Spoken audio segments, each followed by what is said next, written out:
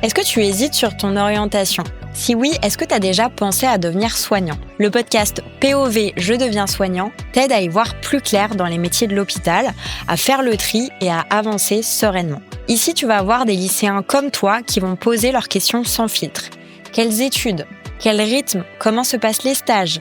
À quoi ressemble le quotidien à l'hôpital ? Et des étudiants vont y répondre.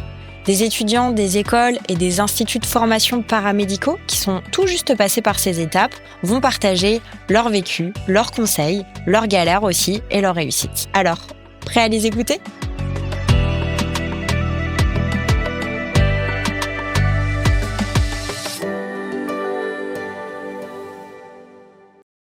Bonjour, je m'appelle Jamila. À quoi ressemble le rythme de ta formation entre les cours, les stages et les révisions ? Du coup, moi, de par mon expérience, au départ, avant de connaître la kiné, je m'étais demandé si les matières, j'allais y arriver, si ça allait pas être trop dur. En fait, tout se passe bien, c'est-à-dire que même si on appréhende au départ, et ben en fait, dès la première année de formation, on se rend compte que ça va aller en fait. Mais c'est vrai que dans tous les cas, le métier de kiné, réellement, il s'apprend pas au lycée. Ouais. Et c'est quand on va rentrer en école de kiné que là, on va tout apprendre. C'est vrai qu'au début, on a forcément beaucoup de cours théoriques, mais c'est nécessaire pour qu'on ait du bagage après, justement, pour pouvoir s'en sortir et un peu construire tous nos raisonnements, notre pratique.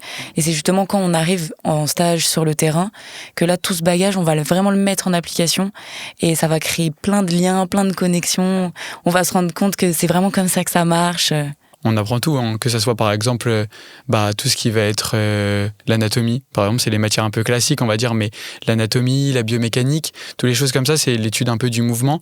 Et en fait, on va les apprendre dès la première année de kiné. Et c'est vrai que c'est important parce qu'en fait, quand on va après ensuite aller en stage, c'est important de pouvoir avoir déjà des connaissances. Et comme on a un peu abordé, la communication, par exemple, c'est quelque chose qui est pas forcément...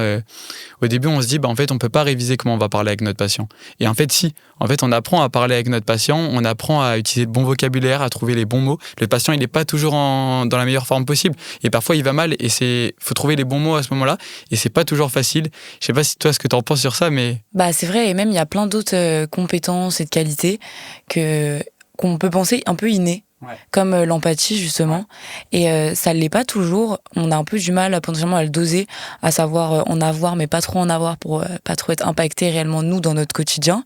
Et c'est quelque chose réellement qu'on va apprendre à l'école, apprendre sur la pratique, sur le terrain, au stage. Ouais. Et du coup c'est pas inné pour tout le monde, donc il y a encore une fois pas de prérequis réellement à avoir. Parce que c'est vrai qu'au départ, on apprend en théorie à l'école, mais en fait, à un moment, il faut bien aller en stage. Et en fait, on apprend plein de choses en stage. C'est-à-dire que ça soit la vraie pratique. Par exemple, en fait, au départ, on l'est sur nos camarades. C'est-à-dire qu'on va faire de la pratique à l'école, sur nos copains. Et c'est vrai que c'est différent d'un vrai patient qui a un vrai problème et qu'on va devoir toucher pour la première fois.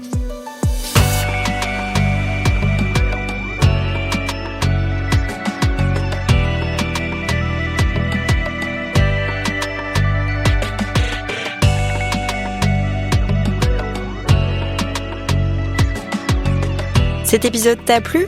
Abonne-toi au podcast et découvre d'autres métiers de l'hôpital. À bientôt !